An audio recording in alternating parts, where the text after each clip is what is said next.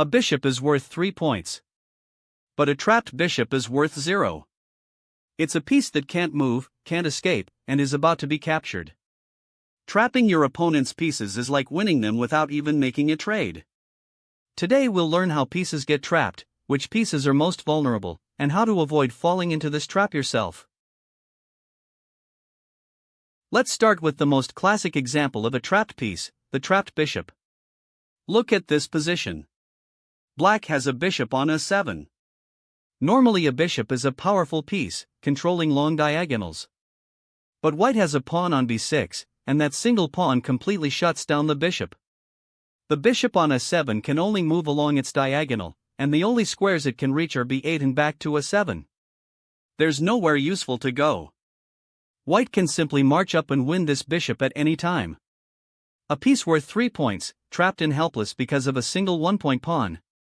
This is why you should always check your retreat squares before advancing a piece. This is one of the oldest and most famous trapping patterns in chess, Noah's Ark trap. White has a bishop on a4, and black has pawns on b5 and c4. Look at the bishop's options. It can go to b3, but wait, c4 covers b3. It can try to retreat along the diagonal, but b5 blocks b5 and there's no way out to c6. The bishop is completely boxed in by just 2 pawns. This pattern comes from the Ruy-Lopez opening, where white's bishop on f4 can get caught if black plays b5 and c4 at the right moment. It's called Noah's Ark because it's considered one of the oldest known chess traps, dating back centuries. 2 pawns worth 2 points trap a bishop worth 3. Always remember, if your bishop is on the rim, watch out for advancing pawns. A knight is a tricky piece, it jumps in an L shape and can usually wiggle out of danger. But not when it's on the rim. Look at white's knight on b2. From b2, a knight can normally jump to a4, c4, d3, and d1. But black has pawns on a3, b4, and c3. The pawn on a3 controls b2 and takes away the a4 square. Wait, actually a4 is attacked by b3, no. Let's look carefully.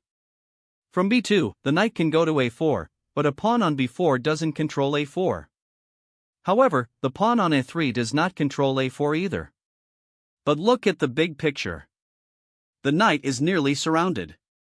If black plays carefully, this knight is going nowhere useful. Knights on the rim have half the squares they'd have in the center.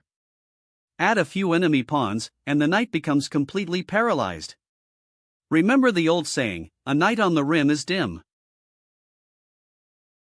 Here's a trapping pattern that happens in real games more often than you'd think. White's king is on f1, and the rook is on h1. The rook is stuck. It can slide to g1, but that's it. The king on f1 blocks it from getting any further along the first rank. It can move up the h-file, but that's rarely useful. In many opening positions, if you move your king before castling, your rook gets stuck in the corner. The rook on h1 is worth 5 points, but right now it's doing almost nothing. Meanwhile, your opponent's rook that castled early is already active and controlling open files. This is why castling early is so important.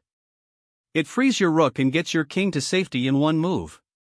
A trapped rook in the corner is like having a 5-point piece that plays like a 0-point piece. Now that we've seen trapped bishops, knights, and rooks, let's talk about how to avoid getting your own pieces trapped. The rule is simple: before you advance any piece, ask yourself one question. If my opponent attacks this piece, does it have a safe square to retreat to? Look at this position. Black's bishop is on b7, and white has a pawn on b6. The bishop ventured forward, but now it's in trouble. It can go to a8, 6, or c8, but many of those squares lead to dead ends. Contrast this with white's bishop on f2. It's centrally connected, with retreat squares in every direction. The bishop on f2 is safe and active. The bishop on b7 is vulnerable and restricted. The lesson: pieces need retreat routes. Before you push a piece forward, count its escape squares. If the answer is 0 or 1, think twice. Time to practice. Look at white's bishop on f5. It seems well placed in the center. But black has pawns on e5 and f6. Can black trap this bishop? Think about what squares the bishop can reach. From f5, it can go to e4, d3, e6, g6, g4, or h3. That's a lot of squares. But what if black plays g6? A pawn on g6 attacks f5 and h5, cutting off the bishop's retreat along the a2 to g8 diagonal. Now the bishop is squeezed. It has to go to e4 or h3. And from there, black can continue to close in. The key idea is this: when your opponent's piece is near your pawns, look for a pawn advance that cuts off its escape diagonal or file. Even strong-looking pieces can be trapped with the right pawn moves. The answer is g6, shutting the bishop out of its key diagonal. Remember, pieces can be trapped when they have no safe squares. Bishops on the rim are especially vulnerable. Knights in corners are easy targets. Before advancing any piece deep into enemy territory, always check that it has a way back. Trapped pieces are dead pieces.